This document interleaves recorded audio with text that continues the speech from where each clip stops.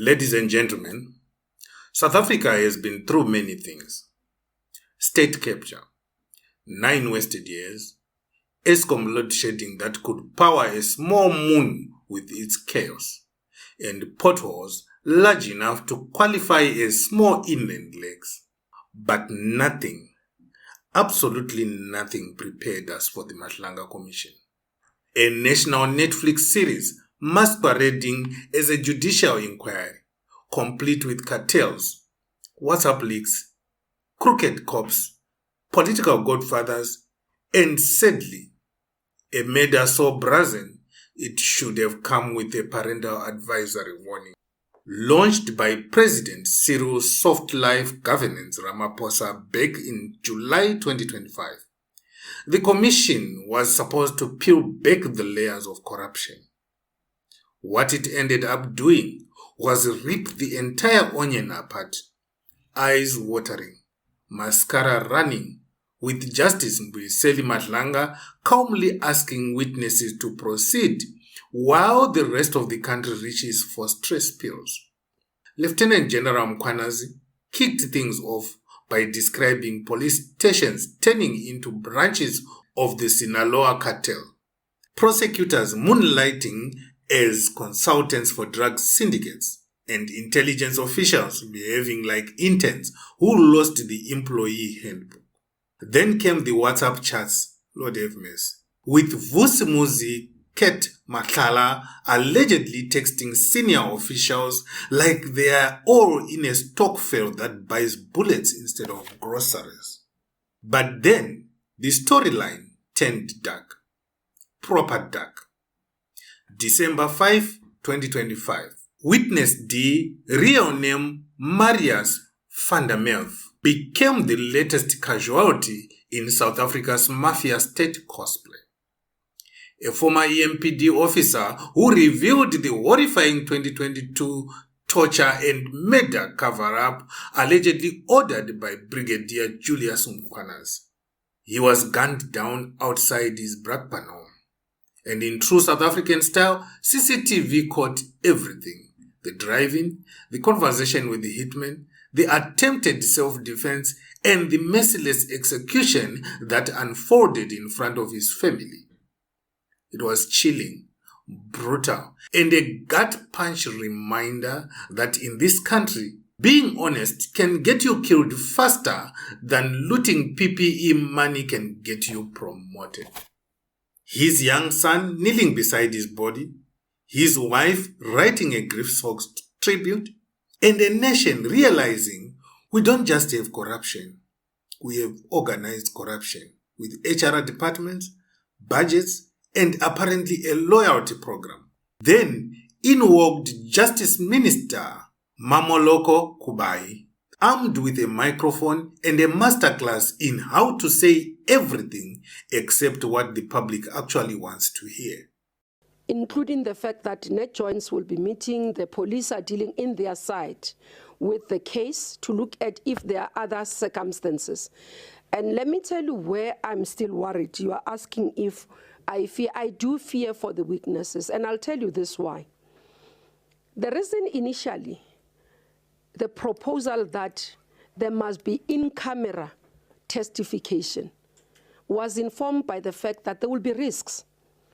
And we needed to ensure that the risks are minimized extremely. If you talk to those who work with people who come forward as whistleblowers, will tell you that sometimes because of the person narrating publicly this story, the person who's been involved will know who this person is. Now, the best way of protecting that witness is for that not to be broadcasted. And I know we're going to fight with broadcasters, we're going to fight with media, but sometimes it's necessary. And this is what I've asked for the Madlanga Commission to do. To say, let's review, and we agree, because initially that's what they wanted to do. So they have adjourned between now and January. This is where they need to do. Otherwise, we're going to have a commission that does not have people coming forward to testify because people are fearing for their lives. We don't know whether this, because I heard the police saying they not yet have not identified fully 100% that the death of Mr. van der Merwe is linked to his being a witness at Madlanga. And as I say, my concern as a minister is the fact that the public, before even Madlanga Commission can say anything, the public knew that this is Witness D. This is extremely worrying, that media was already running, social media was already running, that Witness D has been killed. How did, and the question we must ask ourselves, how did they know that this person is Witness D? And it could be that somebody who heard him testify knew about the incident. As you heard his testimony, there were about 10 and all those things, they did this incident. So maybe somebody amongst them knew. But if we had done this in camera, this would not, you would have come with this statement at the end, at the reporting period. So my appeal to the media today, I know, and I'm prepared for us to have a meeting with media houses to review the issue of us broadcasting these witnesses, to review how we have approached the courts for a litigation to broadcast these testimonies. I am willing to meet. I know Judge Madlanga is willing to meet, because all of us must take the cap of being patriotic South Africans. All of us must think first about those witnesses and their families before anything else. That's why in my statement I started by saying public interest can supersede the life. And that's why we must go into that area. Suddenly, public interest cannot supersede life.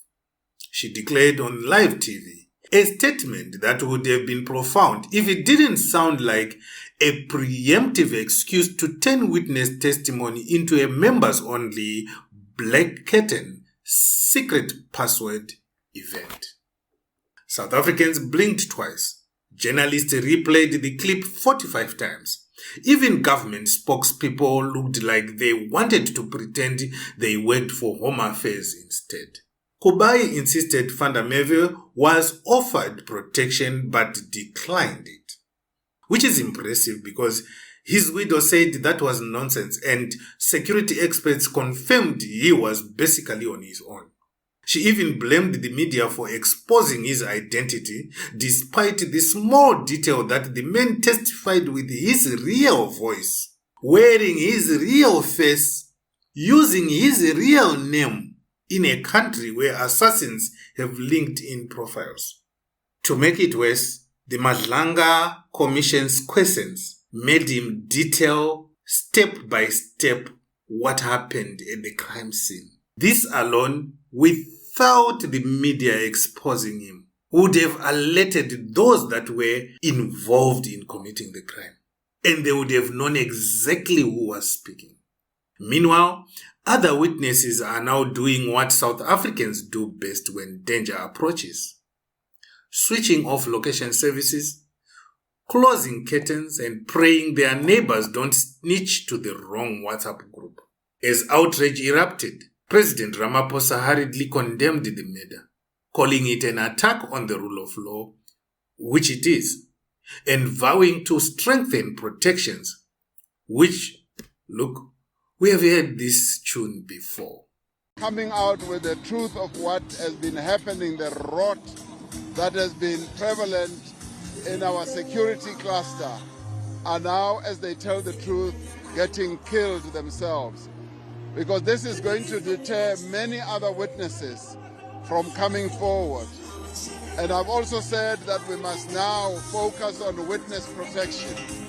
The witness protection program must now be taken to a higher level.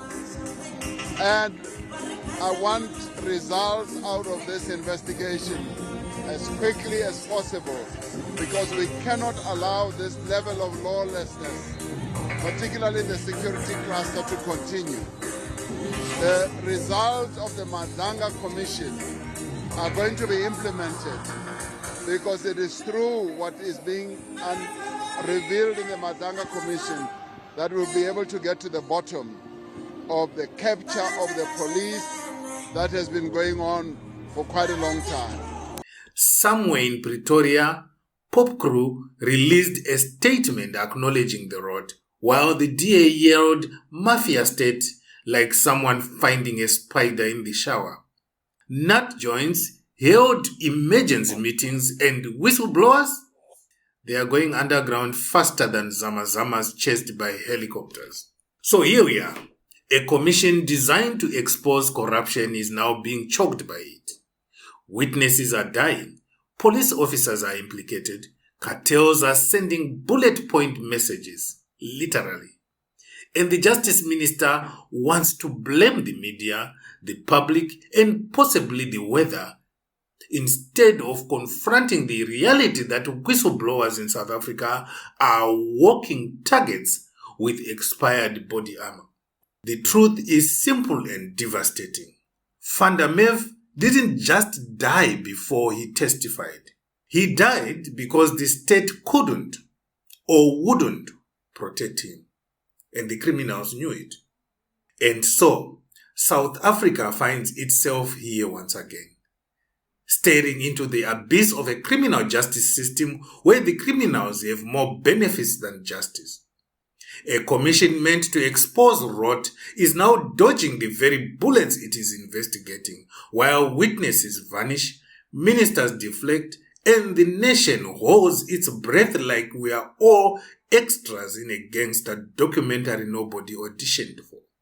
If the Madlanga Commission survives 2026, it won't be because the system suddenly grew a spine.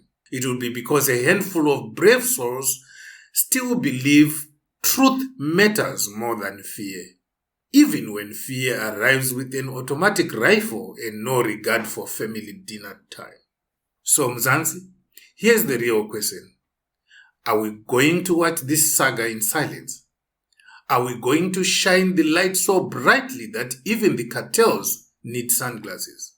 If you want more fearless commentary, more roasting of the powerful, and more truth wrapped in humor, sharp enough to slice through propaganda, hit that subscribe button, share this video, and drop your thoughts in the comments. Let the nation hear your voice, because silence is exactly what the syndicates are counting on.